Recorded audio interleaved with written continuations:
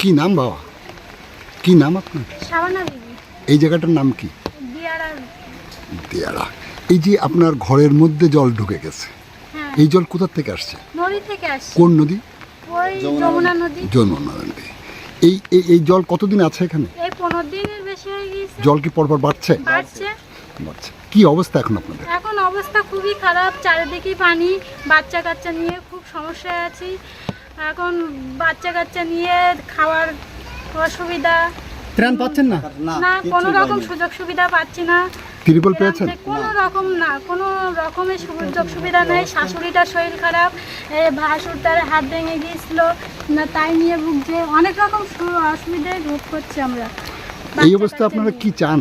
আমরা চাই যে সরকারের থেকে আমাদের কিছু একটু দেখুক। মানে আমরা তো মানে দিন আনা দিন খাওয়ার মতো কাজ কাম করতে পারছি না। এরকম পরিস্থিতিতে কিছু সরকারের কিছু একটু আমাদের হেল্প করে। কি নাম আপনার? শাবানা বিবি।